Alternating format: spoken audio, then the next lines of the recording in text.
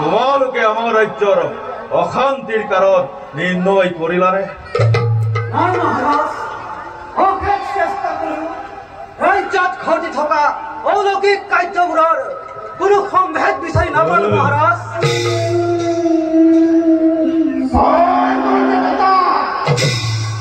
মই তাৰ মানৱ আৰু এনে কোনো শক্তি নাই যাৰ ফলত আমাৰ ৰাজ্যত অবতীৰ্ণভাৱে অঘটন ঘটিব লাগিছে। আমি সৈন্যসকলক লগত লৈ ৰাজ্যৰ চৌদিশে ঘূৰি একো নিৰ্ধাৰণ কৰিব নোৱাৰিলো পিতা। আৰু তুমি ইন্দ্ৰকেতু সেই ক্ষেত্ৰত ময়ো আপোনাক সহায় কৰিবলৈ অশান্তিৰ কাৰণ বিচাৰি বিচাৰি যেতিয়া এতিয়ালৈকে কৈছো নতুন নতুন অশান্তি লাভ কৰিছো পিতা।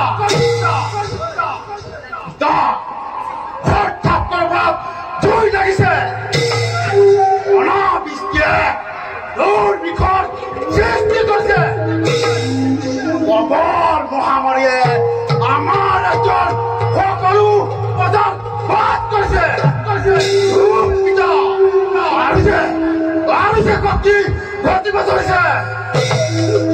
নোৱাৰে, কোনেও নোৱাৰে, সেনাপতিয়ে নোৱাৰে, জ্যেষ্ঠ পুত্ৰই নোৱাৰে, কনিষ্ঠ পুত্ৰই নোৱাৰে, তেন্তে পাৰিব কোনে? মই নিজেই কৰিব লাগিব। অৱস্থা হলে স্বৰ্গ মধ্য পাতাল বিভিন্ন কৰি হলেও এই অশান্তিৰ কাৰণ নিৰ্ণয় কৰিম। তাতকৈ এটা কাম নকৰে কিয় মহাৰাজ? কি কাম? আপুনি দেৱাদিদেৱ মহাদেৱৰ ওচৰলৈ গৈ ৰাজ্যৰ অশান্তিৰ কাৰণটো জানি লোৱাটো ভাল হ'ব মহাৰাজ। ময়ো তাকেই কওঁ পিতা। কেতিয়াবা যদি ত্ৰিভুৱন বিজয় কৰিব লগা হয় তেন্তে সেই কাম প্ৰথমে এই হিংসাকেতুৱে কৰে। আৰু সেই সময়ত এই হিংসাকেতুৱে কি মনে মনে বহি থাকিব পিতা? উত্তম পৰামৰ্শ। মই আজিয়েই দেৱাদিদেৱ মহাদেৱৰ কাষত গৈ জানি লম যে গজকেতু ৰাজ্য অশান্তি সৃষ্টি কৰি কোনে মৃত্যুৰ হতে হেতালি খেলিছে। আৰু মোৰ অনুপস্থিত যাতে তোমালোকে একো অনুভৱ কৰিব নিদিবা যে গজকেতুৱে প্ৰাণৰ ভয়ত আতুৰ হৈ ৰাজ্য এৰি গুচি গৈছে।